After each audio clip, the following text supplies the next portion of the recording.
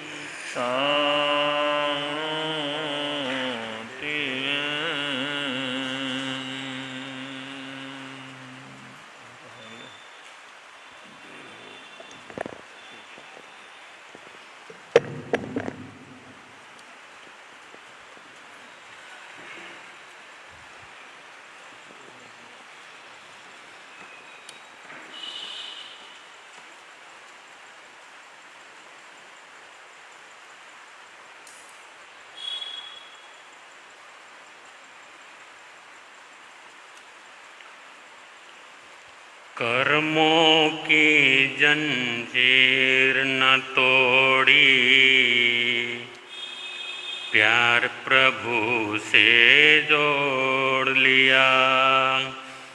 कर्मों की जंजीर न तोड़ी, प्यार प्रभु से तोड़ दिया। मोह माया में अंधा बनकर, मोह माया में अंधा बनकर, पापों से रिश्ता जोड़ लिया। कर्मों की जंजीर न तोड़ी, प्यार प्रभु से तोड़ दिया। कर्मों की जंजीर न तोड़ी, प्यार प्रभु से तोड़ दिया। आया था तो इस दुनिया में जीवन ज्योत जगाने को। आया था तो इस दुनिया में जीवन ज्योत जगाने को। तज के जग के झूठे धंधे, प्रभु के दर्शन पाने को। तज के जग के झूठे धंधे, प्रभु के दर्शन पाने को। पर तेरे नहीं पग उठते हैं उसके दर पर जाने को। पर तेरे नहीं पग उठते हैं उसके दर पर जाने को। भुला के दिल से प्रभु भक्ति को, भुला के दिल से प्रभु भक्ति को। सच्चा रास्ता छोड़ दिया, कर्मों की जंजीर न तोड़ी, प्यार प्रभु से तोड़ दिया। कर्मों की जंजीर न तोड़ी, प्यार प्रभु से तोड़ दिया। मोह माया में अंधा बनकर, मोह माया में अंधा बनकर, पाप से रिश्ता जोड़ लिया। कर्मों की जंजीर न तोड़ी, प्यार प्रभु से तोड़ दिया। कर्मों की जंजीर न तोड़ी, प्यार प्रभु से तोड़ दिया। गई जवानी आया बुढ़ापा, अब क्यों बैठा रोता है। गई जवानी आया बुढ़ापा, अब क्यों बैठा रोता है। बीत गई सो जाने दे इस रही को अब क्यों खोता है। बीत गई सो जाने दे इस रही को अब क्यों खोता है। सफल है जीवन उसका जो बीज धर्म के बोता है। सफल है जीवन उसका जो बीज धर्म के बोता है। बद कर्मों से तूने अपना, बद कर्मों से तूने अपना जन्म अमोलक जोड़ लिया। कर्मों की जंजीर न तोड़ी, प्यार प्रभु से तोड़ दिया। कर्मों की जंजीर न तोड़ी, प्यार प्रभु से तोड़ दिया। हाथ में ले ज्ञान का चप्पू, भवसागर तीर जाएगा। हाथ में ले ज्ञान का चप्पू, भवसागर तीर जाएगा। न भटकेगी नाव भंवर में, डूबने भी न पाएगा। न भटकेगी नाव भंवर में, डूबने भी न पाएगा। तर जाएगा भवसागर से, पापों से मुख जो मोड़ेगा। तर जाएगा भवसागर से, पापों से मुख जो मोड़ेगा।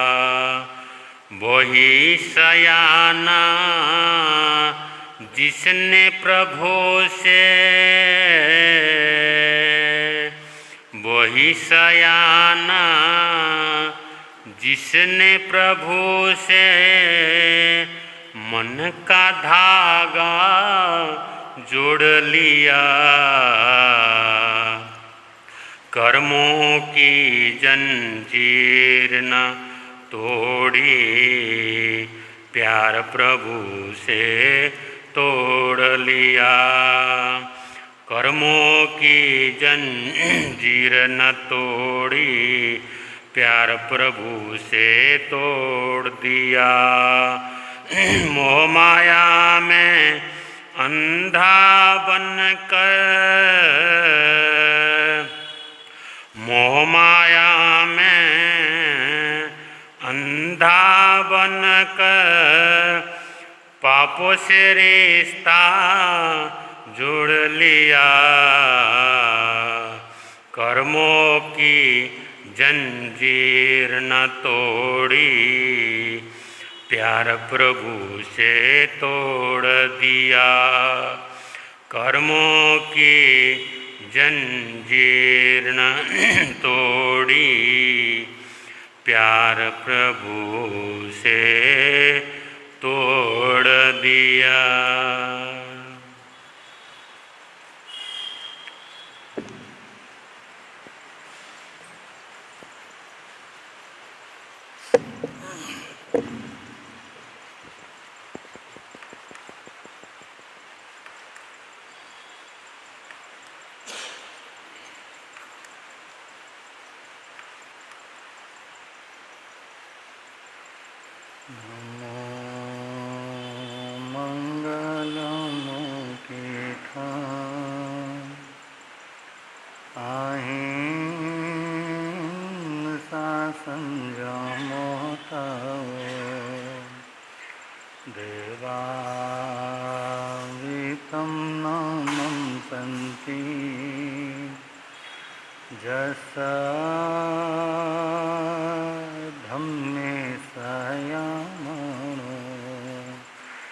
दुनिया के चराचर जीवों पर कर्मों ने जाल बिछाया। क्या साधु ग्रस्त क्या बाल वृद्ध, बस कोई न बच पाया है। अति शुभ कर्मों के आने से संतों का समागम मिलता है। जिन वाणी श्रवण करने से दुख जन्म मरण का मिटता है। दुख जन्म है समय नदी की धार की, जिसमें सब बह जाया करते हैं। है समय बड़ा तूफान, प्रबल पर्वत झुक जाया। अक्सर दुनिया के लोग समय में चक्कर खाया करते हैं। लेकिन कुछ ऐसे होते जो इतिहास बनाया करते हैं। इतिहास अनंत अनंतोपकारी त्रैलोक्यनाथ शासन के महाप्राण श्रवण भगवान महावीर स्वामी की स्मरण करते हुए आचार्य भगवान व महाराज गुरुदेव के चरणों में वंदन। मंचासीन नेपाल हिंद गौरव वाचनाचार्य उपाध्याय प्रवर डॉक्टर श्री विशाल मुनि जी महाराज साहब के चरणों में कोटि वंदन करने के पश्चात आदरणीय मुनिराज, प्रिय श्रोताजन, चातुर्मास कल्प में वितरागवाणी हम सब लोग श्रवण कर रहे हैं। इसी श्रृंखला को थोड़ा सा आगे बढ़ाएंगे, उससे पूर्व हम सब लोग रल मिल करके गाएंगे। भगवन तेरी आराधना, भगवन तेरी मेरी जिंदगी की शान हो, मुझे यही वरदान दो, मुझे यही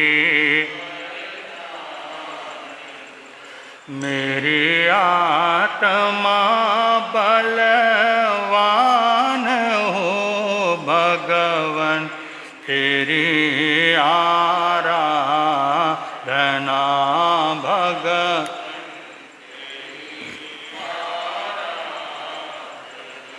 मुझे सुख की कोई परवाह नहीं, दुख में भी निकले नहीं, मुझे सुख की कोई दुख में भी निकले नहीं, बस एक तेरा ध्यान हो, बस एक तेरा ध्यान, होठों पे तेरा नाम हो, भगवन तेरी भगवन तेरी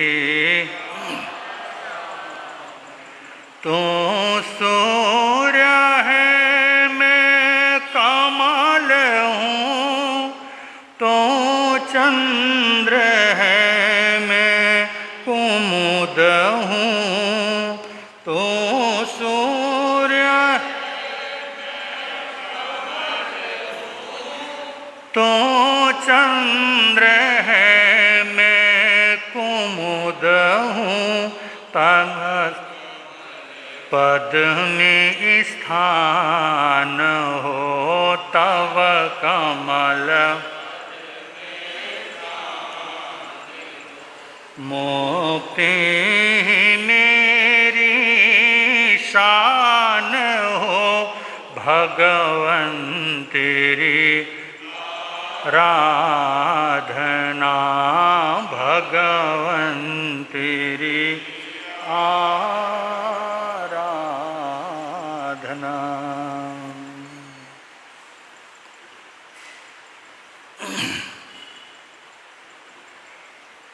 परम पिता फरमाते हैं,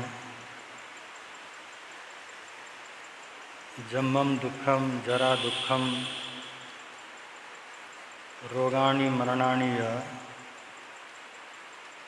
अहो दुखो संसारो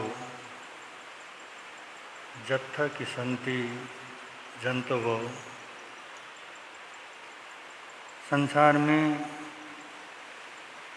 जन्म भी दुख का कारण है और मरण भी दुख का कारण है। जन्म और मरण इन दोनों के बीच में जो दुख आता है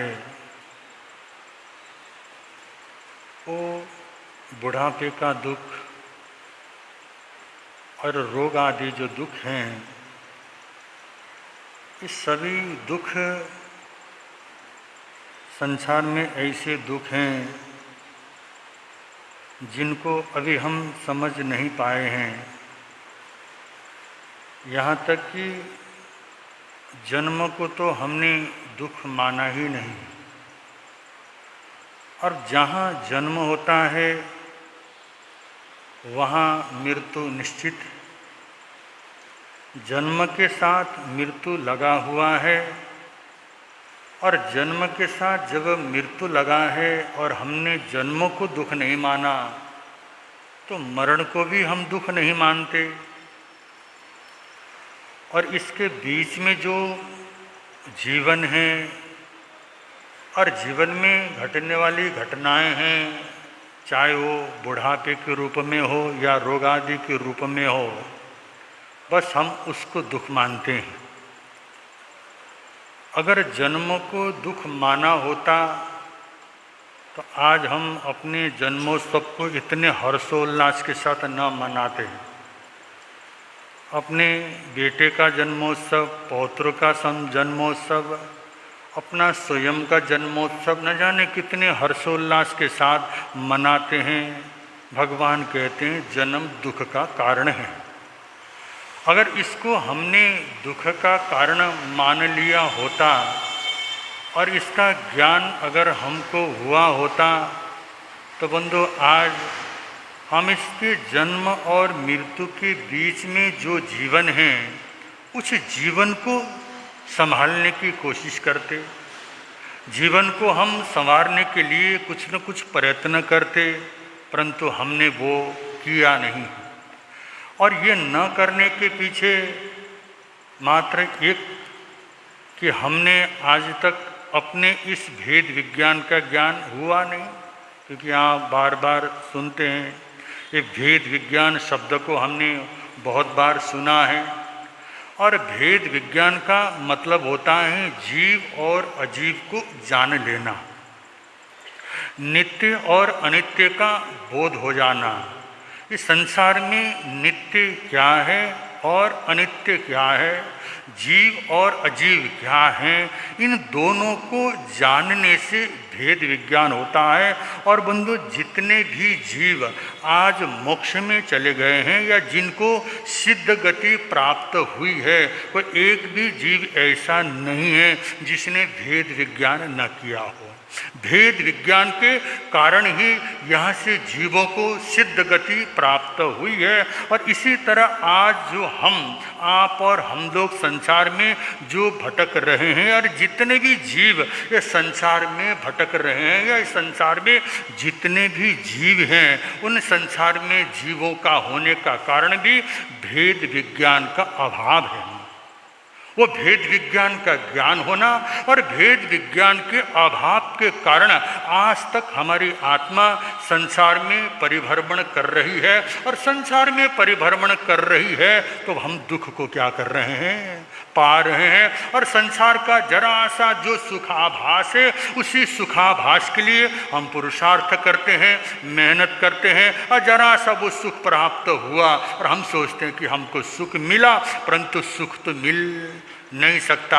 क्योंकि आप लोगों ने प्रवचन सुना ही है, सुनते ही है, दाम बिना निर्धन दुखी, तृष्णावश धनवान। एक व्यक्ति तो धन के अभाव में दुख है, तो दूसरा जिसके पास धन है उसकी तृष्णा उसको क्या कर रही है, दुखी कर रही है। इसलिए हम जान लें, हमें अगर ये बोध हो जाए कि हमने जानना क्या है।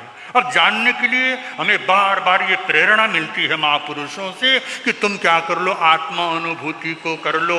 आत्मा अनुभूति का ही ज्ञान वास्तव में ज्ञान होता है। संसार को जान के, अनित्य को जान के करना क्या है, पुद्गलों को या जड़ को जानने से लाभ है या हानि है। तो बंधु, जो पर पदार्थ है, पर का मतलब होता है पुद्गल, जो नित्य नहीं है, जो आत्मा नहीं है, उसको ज्ञानी पुरुषों ने कहा है पर पदार्थ। और पर पदार्थ के जानने से न तो कोई लाभ है, पर पदार्थ को जानने से न कोई लाभ है और न ही कोई हानि है। ध्यान देना कि बंधु लाभ नहीं है तो पर पदार्थ को पुद्गल को जानने से कोई हानि भी क्या है, नहीं है। और परंतु बंधु ये अगर जो अपने ज्ञान में अगर ज्ञेय बन करके आता है तो इसमें कोई हमें फर्क पड़ने वाला भी नहीं है। जैसे हमारे आत्मा का जो ज्ञान है, उन ज्ञान में अगर पर पदार्थ ज्ञेय बन करके आता है तो उसमें हमारा क्या बिगड़ने वाला है, हमारा उसमें कहीं कुछ बिगड़ने वाला नहीं है। और बिगड़ता कब है और बंधु समस्याएं कब होती हैं, जब हम उसमें रमते हैं, रचते हैं, अपना मानते हैं, तब जाकर के यहाँ बिगड़ना क्या होता है, प्रारंभ होता है। जैसे कि बंधु उदाहरण के लिए एक दर्पण होता है, उस दर्पण के अंदर अनेक पदार्थ आते हैं और उसमें दर्पण में अनेक आने वाले जो पदार्थ हैं और उसमें जो प्रतिबिंब दिखाई देता है या जितने भी वस्तुओं को वो दर्पण समेट लेता है, तो दर्पण में आने मात्र से दर्पण का कहीं कोई नुकसान नहीं होने वाला, दर्पण को न विकृति होगी, दर्पण को कोई फर्क पड़ता नहीं है। जैसा रंग उसमें आता है, काला रंग है, हरा रंग है, सफेद रंग है, या जितने भी संसार के पदार्थ हैं उस दर्पण में आ तो गए हैं, परंतु आने से दर्पण में किसी प्रकार की विकृति नहीं होती है। ऐसे ही जो हमारा अपना ज्ञान होता है, उस ज्ञान में ज्ञेय वस्तु के आने से कहीं कोई हमको नुकसान नहीं होता है। तो बंधु कहा जा चुका है, नुकसान हमारा तब होना प्रारंभ होता है जब हम बंधु किसी को अपना मानते हैं और किसी को हमने पराया मान लिया है। और भगवान कहते ही हैं बंधु, राग और द्वेष क्या भाई ये संसार का कारण है। किसी से राग मान लिया, किसी के साथ राग होता है, किसी के साथ द्वेष होता है, फिर हम अपने संसार को क्या करते हैं, फैलाते रहते हैं। इसमें हमारा क्या करता है, जन्म और मरण की जो ये श्रृंखला है ये आगे बढ़ती हुई चली जाती। और बंधु ये सारी चीजें समझना इतना आसान तो क्या है, नहीं है।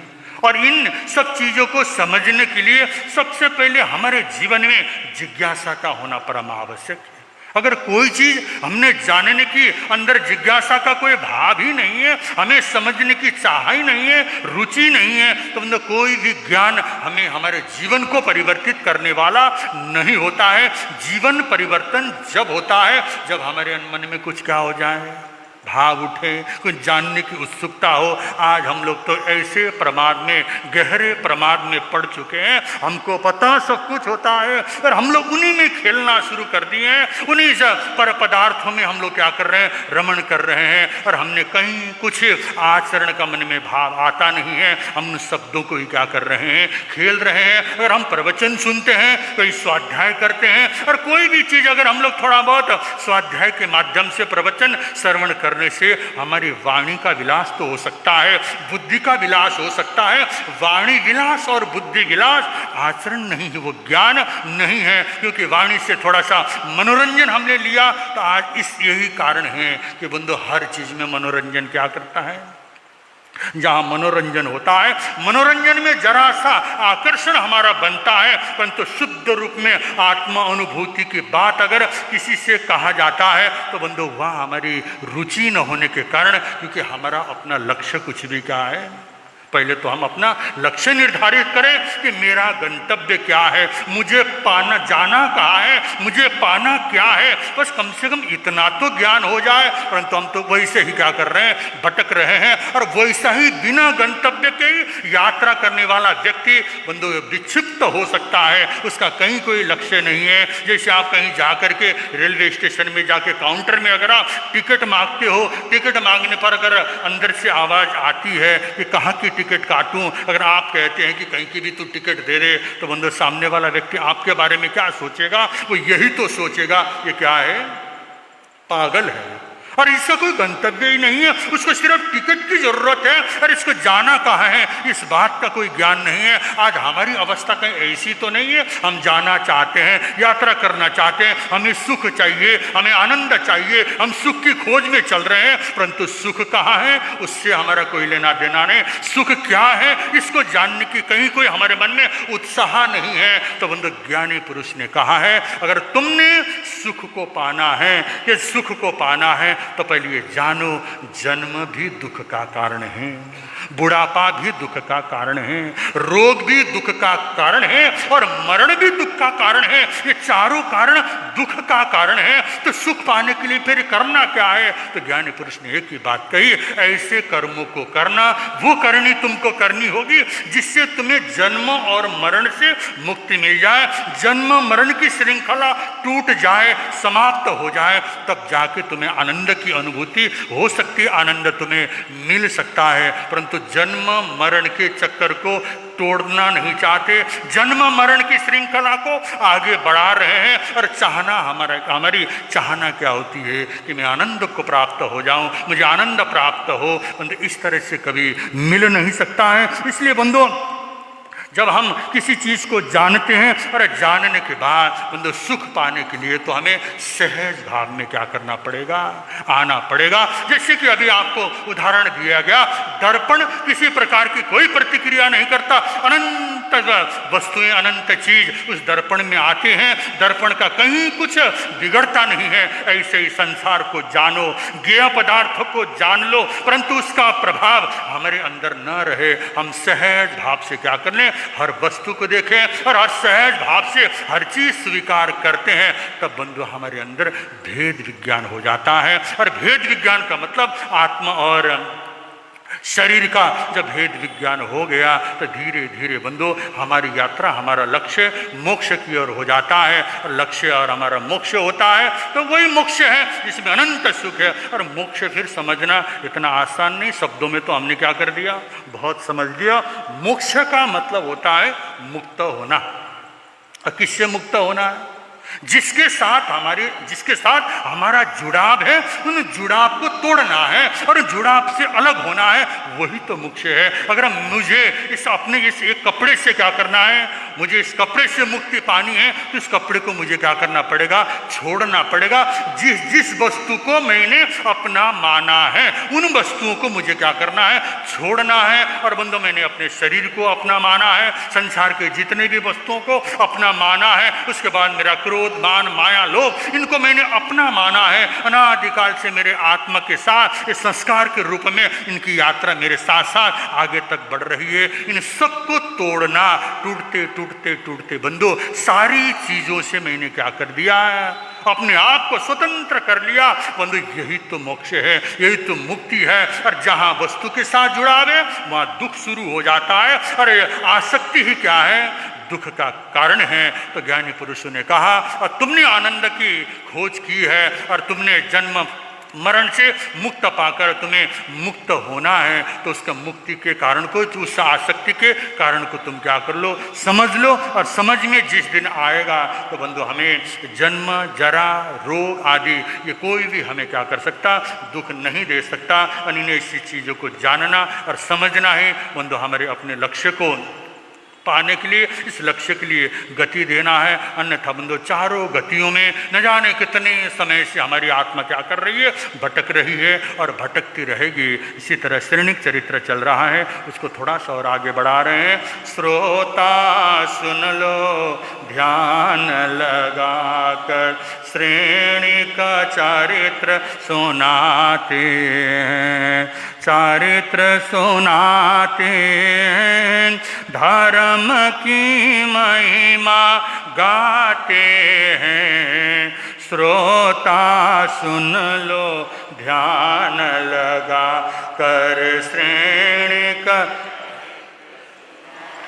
गुप्त रूप से मंत्री जी को पहले खबर भी जाए, पंचलक्ष्य से नाले आया सब ठाणा बे भाई।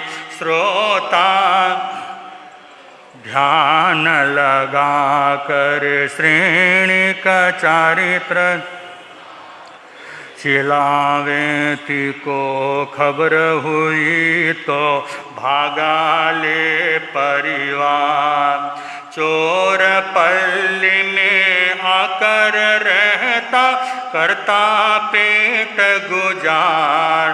श्रोता सुन लो ध्यान लगा कर, श्रेणी का चारित्र सुन।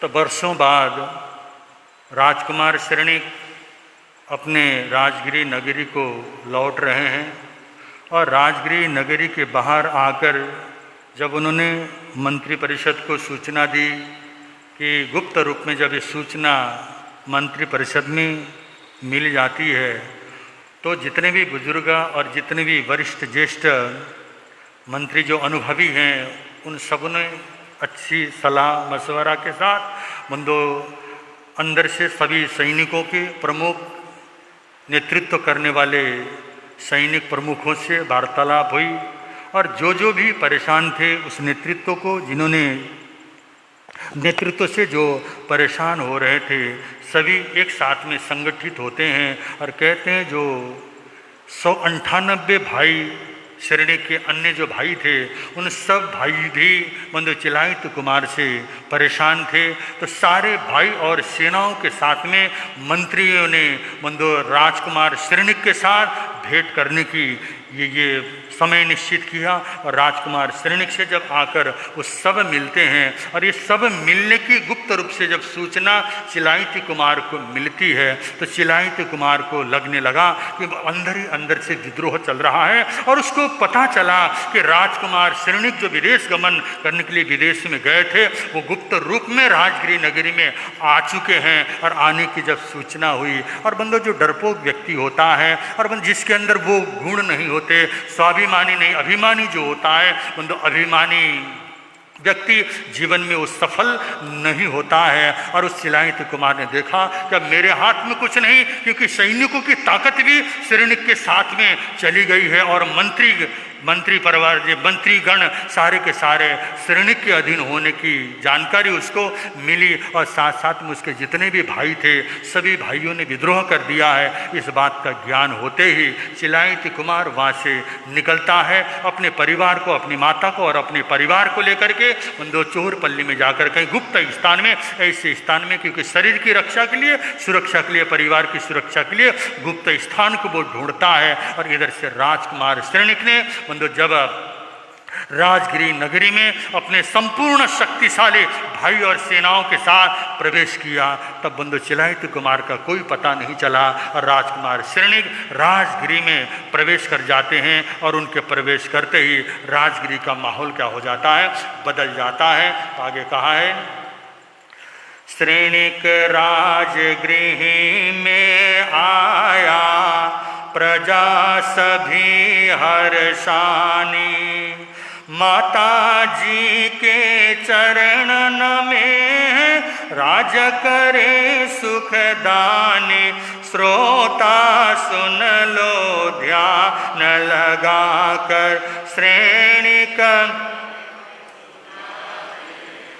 प्रतिपालना करे प्रजा की एक दिन सभा मंझार नवमार्ग से विद्याधर ने आकर करी पुकार श्रोता सुन लो ध्यान लगा कर श्रेणी का चरित्र सुनाते हैं। बंधु जो पुण्यवान जीव होता है जो भाग्यशाली जीव होता है आखिर उसके भाग्य में जो होता है और भाग्य उदय में निश्चित रूप में आता ही है परंतु भाग्य उदय के लिए भी भाग्य पुरुषार्थ मांगता है।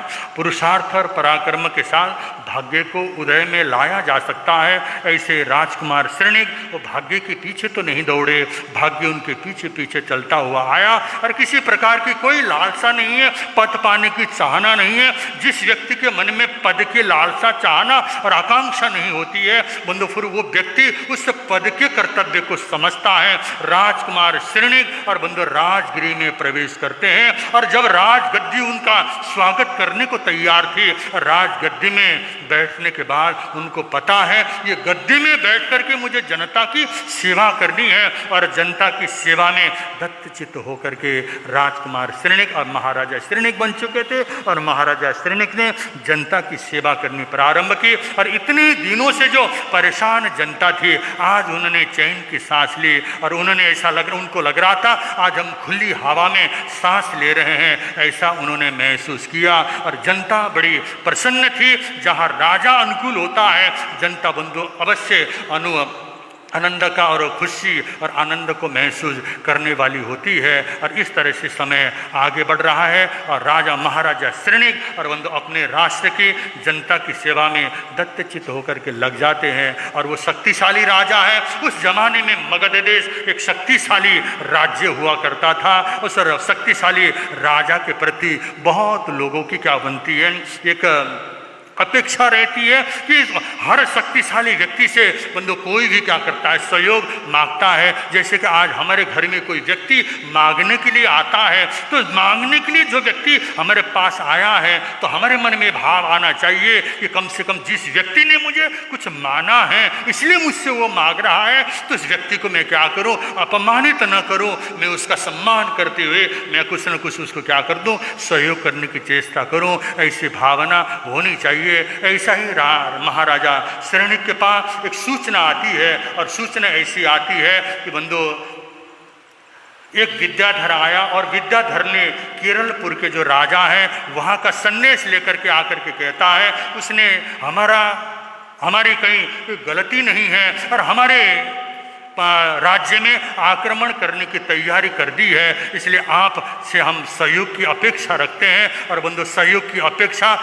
महाराजा श्रेणिक से हुई है, और क्षेत्रीय राजा है। और बंधु जहाँ लगता है अन्याय हो रहा है, अन्याय की प्रतिक्रिया या प्रतिकार करने के लिए बंधु क्षेत्रीय हमेशा तैयार होता है। ऐसे महाराजा श्रेणिक ने और बंधु जितने भी राजा हैं और जिन्होंने भी उनसे सहयोग की इच्छा रखी और कामना की उनने सहयोग किया। तो यहाँ ऐसी घटना आती है, बहुत सारे राज्य में भ्रमण करना होता है। इधर केरल राज्य से लेकर के मतलब आजकल का जो केरला है वहाँ से लेकर अंग बंग, इधर आसाम, पूर्वोत्तर भारत और पूर्व भारत मतलब सारे बंगाल और आसाम तक के संपूर्ण राज्य में एक छत्र राज्य क्या करने शुरू कर दिया।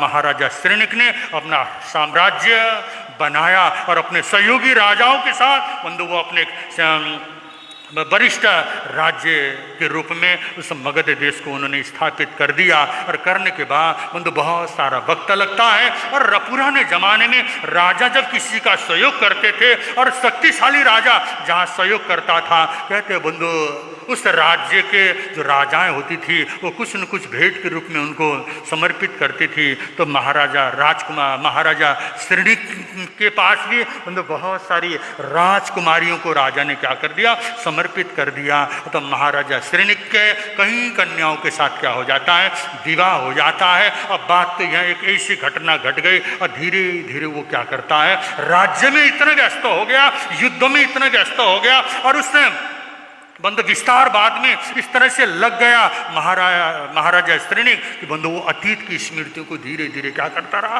भूलता चला गया। वो ये भूल गया कि उसने पहले कहीं शादी कर रखी है, उसका एक पुत्र भी है वीणा तट नगर के, उस नंदा को क्या करता चला गया, उसकी स्मृति से क्या हो गई, हट गई। और वो उनकी स्मृति न होने के कारण राज्य व्यवस्था में इतना मस्त होता हुआ जा रहा है और इधर ही वो अपने मस्ती में लगा है। और उधर बंधु नंदा प्रतीक्षा कर रही है कि पता नहीं क्या हो रहा होगा हमारे नाथ के साथ, राज्य व्यवस्था में तो सफल हुए या नहीं। बंधु अनेक तरह की कल्पनाएं करती वो प्रतीक्षा कर रही है, नंदा प्रतीक्षा कर रही। और इधर महाराजा श्रेणिक अपने राज्य व्यवस्था में मस्त हैं। आगे घटना किस तरह से घटती है समय के अनुसार आपके समक्ष रखने का प्रयत्न करेंगे। वाचनाचार्य प्रवर की मुखारविंद से आप और हम सब लोग जिनवाणी श्रवण करेंगे। बल शरण भगवान महावीर स्वामी की।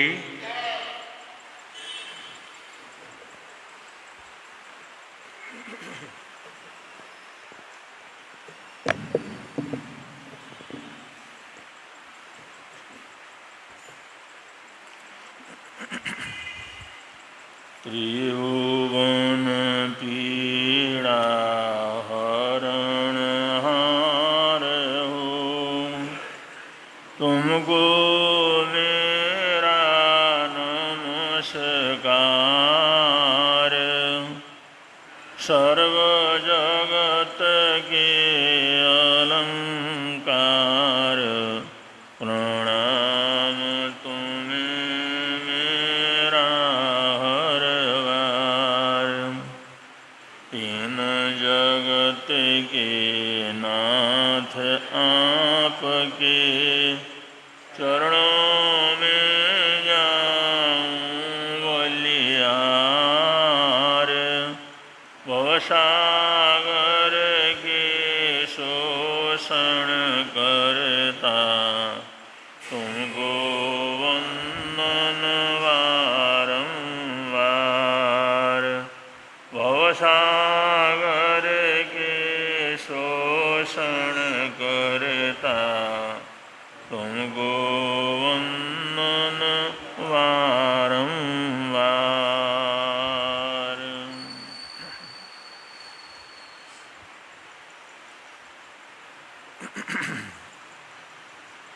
तपाचार का प्रकरण चल रहा है।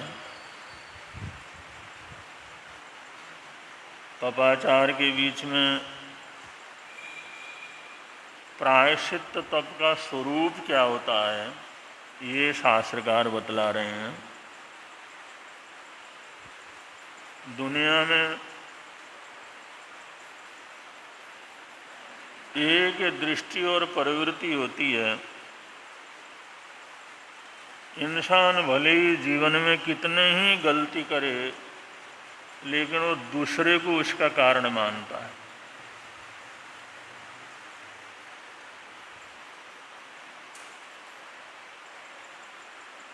वो दूसरों में ही गलती देखता है। वो कहता है ये ऐसा नहीं करता तो मैं क्यों क्रोध करता। अगर अगला गलत काम नहीं करता तो मुझे गाली देने की क्या जरूरत थी। भले ही हम कितने भी जीवन के अंदर ऐसे गलतियां कर लें, लेकिन हमेशा ये सोचता है इसका कारण दूसरा है। कोई घर का है, परिवार का है, अड़ोसी पड़ोसी है, रिश्तेदार है। एक दृष्टि है, हमेशा दूसरों की गलती को, दूसरे की कमी को देखता है। ये प्रवृत्ति तो सर्वत्र है, सबसे ज्यादा ये प्रवृत्ति रहती। मैं क्यों क्षमा मांगू, मैं क्यों जाऊं किसी के सामने, गलती तो उसकी है। मैं क्यों प्रायश्चित्त लूं, मैं क्यों आलोचना करूं, करने वाला तो वो है, सारा तो उसकी वजह से हुआ है। अब ये तो कदम कदम के ऊपर आप लोग अनुभव कर सकते हैं, अपने जीवन में अनुभव कर सकते हैं।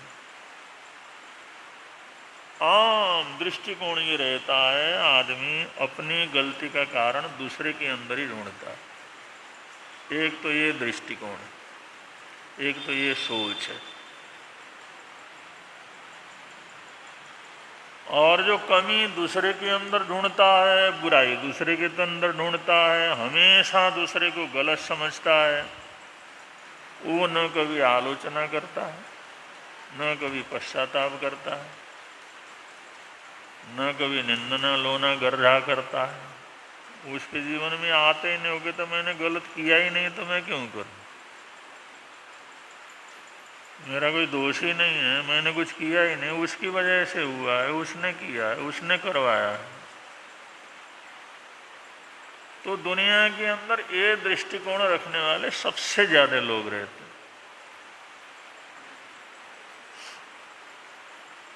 भले ही 1000 बार वो गलती कर ले, लेकिन वो गलती का कारण अपने आप को नहीं मानता, वो दूसरे को ही मानता है। गलती दूसरे का ही निकलता है, कमी दूसरे की निकालता है, वह उसकी वजह से हुआ है, उस परिस्थिति की वजह से हुआ है, उसने करवाया है। तो ऐसा आदमी तो कभी आलोचना भी नहीं करता, पश्चाताप भी नहीं करता। निंदना लोना करने की तो कोई सवाल ही नहीं उठता। और ये दृष्टिकोण है कि मैं तो ठीक हूँ लेकिन मेरे से गलती हो गई, मुझे करना नहीं था लेकिन हो गया है। ये हम अपने जो कार्य है उन्हें उसके ऊपर डिपेंड रखता है। हम ये नहीं मानते हम गलत हैं। मैंने कहा हो गया भाई, किसी से भी गलती हो जाती है। हमारे तो ऐसे संस्कार ही नहीं है, हमारा तो ऐसा कुल खानदान ही नहीं है, हमारे तो खून में ही ऐसा जो है बुराई नहीं है। लेकिन अब कभी परिस्थिति हो जाती है, हो जाता है। तो अपने कर्मों को अगर बुरा समझता है, वो उसको गलती समझता है, तो वो पश्चाताप भी कर लेता है, आलोचना वगैरह भी कर लेता है, क्षमा याचना भी कर लेता है, किसी के सामने जाकर के अपनी कमी को स्वीकार भी कर लेता है। वो पहली दृष्टि से दूसरी दृष्टि वाले फिर भी अच्छे हैं, ये पुण्य के अंतर्गत है।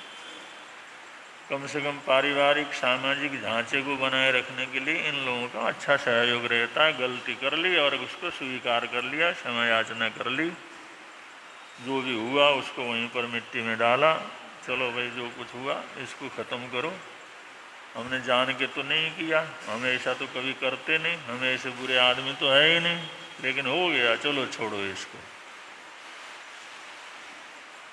पहले नंबर वाले से दूसरे नंबर वाले अच्छे, लेकिन इससे एक सामाजिक वातावरण तो ठीक रहता है, पारिवारिक वातावरण तो ठीक रहता है, लेकिन ये बहुत बड़ी तपस्या हो, इससे मोक्ष की उपलब्धि हो, संसार छूटे, ऐसा कुछ नहीं है। लेकिन हम लोग प्रायश्चित्त का, तप का अर्थ यही कर लेते हैं, भाई उसने क्षमा याचना कर ली, उसने गलती मान ली, उसने बतला दिया, उन्होंने कहा मेरे से गलती हो गई, मैंने तो ऐसा करना नहीं था, बस हो गया, तपस्या हो गई। शास्त्रकार कहते हैं ये तप नहीं है, प्रायश्चित्त तप में होता है तीसरा दृष्टिकोण। तीसरा दृष्टिकोण शास्त्रकार कहते हैं अपने कर्मों को नहीं, अपने आप को बुरा समझता है। ये गाली दी तो गाली बुरी नहीं है, मैं खुद बुरा हूं, मेरे अंदर गालियां भरी हुई हैं, तभी तो वहां से निकली। एक तो मैंने गुस्सा किया, मेरे लिए क्षमा याचना करना। एक सोचता है मैं तो गुस्से से भरा हुआ, मेरे अंदर ही गुस्सा भरा पड़ा, तो वो सोचता है उस कर्म को नहीं, अपने आप को बदलने की सोचता है वो आदमी। तो तीन दृष्टिकोण हो गए, तीन सोचने की प्रवृत्तियां हो गई। एक तो इंसान कुछ भी बुरा काम करे उसके लिए दूसरे को ही गलत समझता है, लेकिन दुनिया के अंदर बड़े महापुरुष हुए, उन लोगों ने हमेशा ये सोचा भाई दूसरा गलत कभी भी नहीं होता, गलत होते हैं तो हम होते हैं। ऐसा अगर उदाहरण देना हो, समझाना हो तो किसका नाम लेंगे? श्रवण भगवान महावीर स्वामी, उनको लोगों ने पता नहीं क्या कुछ बोला, क्या कुछ उनके साथ अभद्रता का व्यवहार किया, कितने पत्थर मारे, लेकिन उन्होंने कभी किसी दूसरे को गलत नहीं समझा, किसी दूसरे को गलत नहीं।